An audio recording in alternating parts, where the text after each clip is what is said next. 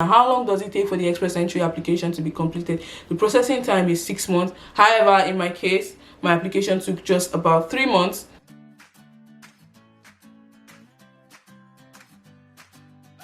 Hey guys, you're welcome to my YouTube channel. If you're new, you're beautifully welcome. Take a seat, grab popcorn, grab a drink as well, and hit the subscribe button down below. Do it right away now. Turn the post notification bell on as well so that you can stay notified and get a notification every time I post a new video. And if you're not new and you're yet to subscribe, what are you waiting for, nigga? Be sure to subscribe down below and turn the post notification bell on. If you enjoy watching this video, please leave a thumbs up and give a comment down below. Don't forget to check out my social media at wiz_queen on Instagram and on Twitter, and wizqueenb on Facebook. Snapchat wizqueen. I really don't use Snapchat, to be honest. So in today's video, I'll be talking about submitting your application for express entry. The previous video I did was about you creating an express entry profile and getting an invitation to apply. So this video is talking about once you have gotten an invitation to apply, what are the next steps afterwards. So after you get your ITA, which is invitation to apply, I'll be using this terminology going forward in this video. There are some documents you will need to provide, just like before you got your ITA. When you're joining the pool, what documents you need to provide. After you get your ITA, there are some documents you need to provide. So I'll just list these documents and give brief explanation on each of them. So the first one is police clearance certificate. The second one is your medical examination result. The third one is your marriage certificate. That's if you're married. The fourth one is for you to provide proof of fund. Another document that you may need to provide, which is optional, is gift deed. The sixth document I may be mentioning here is for you to provide a letter of explanation. So the first one, police clearance certificate. So if you have lived in a country outside of Canada for more than 6 months, you would need to provide police clearance certificate. Some countries call it police report or something like that. Some countries call it different names. You just need to confirm with the country you are providing the letter from or the certificate from what the name is called. However, this document is just to prove that you are admissible to that country and you have not committed any crime in that particular country. Another point to clarify here is 6 months. What does 6 months mean? So it doesn't mean you should have lived in that country for 6 months at a stretch. You might have lived there consecutively, like at different time, but you have lived there for up to 6 months. You will have to provide your police certificate. Some countries call it just police certificate. You have to provide that as well. For instance, if you schooled in a particular country, of course you live there, you have to provide the police clearance certificate as well. The next document I'll be talking about here is your marriage certificate. Of course, if you're married, like legal marriage, you have to provide marriage certificate from the court or from high court or wherever you guys did your legal marriage in. You have to provide a document to show for it. That's your marriage certificate. The next document here you may need to provide is your education degrees. So your education degree or your qualification, you have to include your a copy of your certificate and your educational credential assessments, which you have done earlier. So you can put them in a document in a PDF format. I recommend I Love You PDF. I use that website for mine. You can just merge 1 or 2 PDF documents together. And also you may like to include your IELTS results in this document. I did that and a couple of other people did that as well, which I'll recommend for you. It doesn't cost you anything. Your IELTS test report form, your ECA, that's your education credential assessment report, and your education degrees. Just put the 3 documents in one file and upload it under your education degrees. It's no longer in news. Coming to Canada under the federal skilled worker, you have to provide or prove that you are capable to stay in the country, and by this you would have to provide a certain amount of money in your bank account. Now some people ask, how long do I have to, or how long do I need to have that money in my bank account? Say for instance you don't have the money yourself, you are getting like financed by your parents or your family or your siblings, and you are getting that money from them, and the money is coming huge into your account in one piece. You'd have to provide a gift deed to show that this money is not being shady. This money actually came from a genuine source, and this person is giving me or gifting me this money to use for my application. That is where the gift deed comes in. So this gift deed is just something, it's like a letter, or let me just say an endorsement that you would have to take to the court and would be stamped by the court and also signed by whoever is gifting you that money. That's the donor in this case. So your mom is giving you 5 million naira to use for your express entry application. She will have to provide a gift deed. Just go to the court. It's very easy. I can put a template down below because I think I have a copy of it. It has to be signed and stamped by her, and she has to address it to you, your full name and states that she's gifting you this money for your express entry application. I'll put a copy of a gift deed that I've done in the past for someone down below so you guys can check it out. Right here a screenshot of how much you need to have depending on your family size. This amount has been reviewed this year and it was reviewed upwards. I don't know, it's getting crazy by the day. So I'll put a screenshot here to show how much it costs or how much you need to have to prove that you are worthy to live in Canada as a federal skilled worker. Another document you need to provide is your proof of medical examination. Your family member has to provide a medical report or a result to show that your health is in good condition. So it's not like they are being stereotyped. You just have to show that you don't have any kind of communicable diseases or infection. So there are some medical centers that are approved by IRCC. It's listed on their website. I'll put the link in the description box so that you can check it out to know the ones that is closest to you or the one that is in your country. However, in Nigeria, I know for sure Q Life Medicals and IOM are the approved medical centers. There's one in Abuja, there is one in Lagos as well.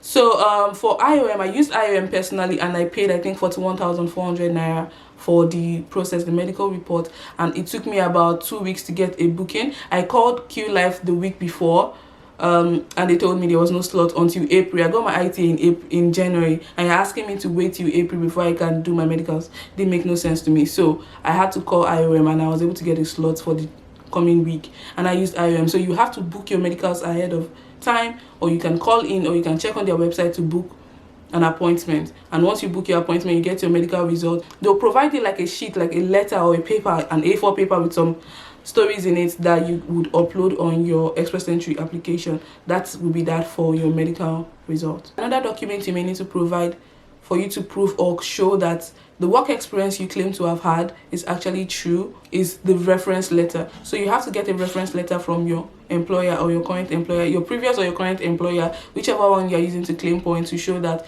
yes, you have actually worked with them. Your reference letter must contain your job role, your job description, your hours of operation, how long did you work per week, and it must also be printed on the company letterheaded paper and must be signed for by maybe your HR or your supervisor or someone from your company that you are reporting to must sign that letter.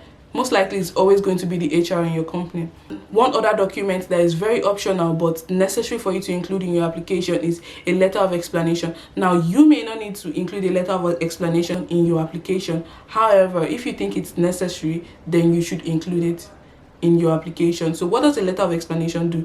It just tries to explain or provide more information as to unclear areas in your application. Say for instance, you have coinciding dates in your personal history, or you have overlapping date as well. You may want to provide more details about those areas in your application. And sometimes maybe you have other things that you have done, or maybe some things that you quit doing. Say for instance, you started school and you quit school along the way, and yeah, it's part of what you did in your life. You may want to include that. Okay, I went to school but I dropped out due to finances, blah blah blah. You may want to include that in your application, but this is not, there is no section for you to specifically mention this in your application. So this is where the letter of explanation comes in, to buttress or to provide more details to those information in your application that is unclear. So now when you are providing your letter of explanation, you need to be very sure that you are using very clear, simple and detailed terms. So you want to be sure that you are not shooting yourself in the foot. If you need to provide a letter of explanation, you need to be sure that the letter is very clear, concise and simple.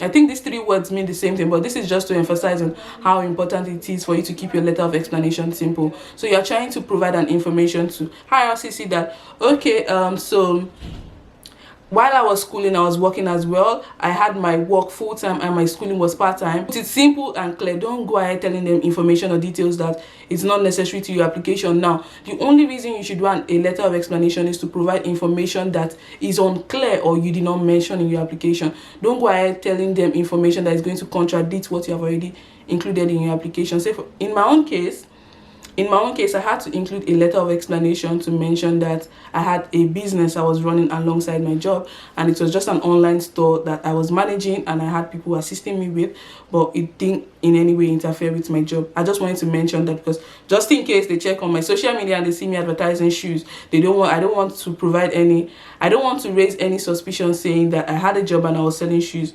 What's the correlation? So that was the reason why I had to use a letter of explanation. So you need to understand your own application. No two applications are the same. No two letter of explanation will be the same. In the same vein, when you write a letter of explanation, you might want to get someone else, like a second eye, someone to read your letter of explanation, just to see that if I read this information as an outsider, will I understand what this guy is saying?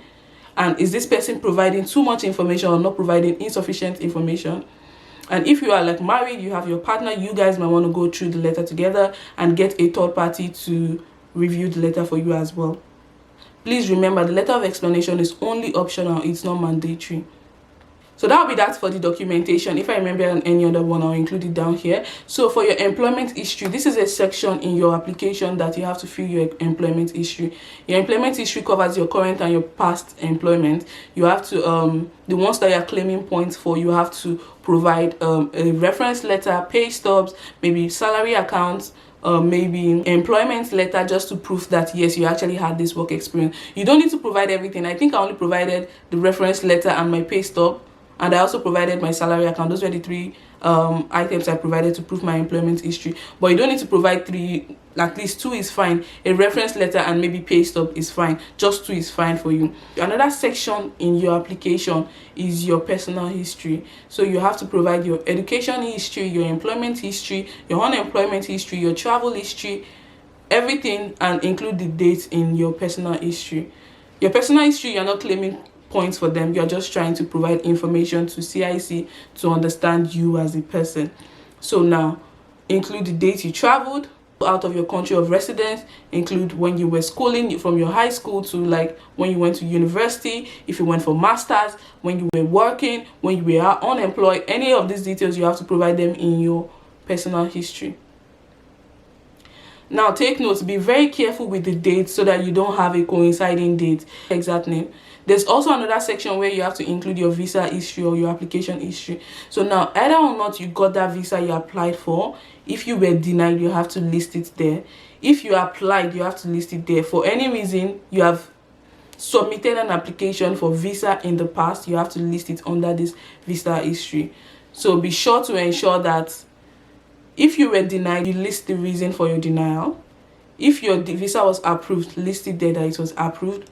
If you've ever visited the country, be sure to list it in your personal history that you have visited that country.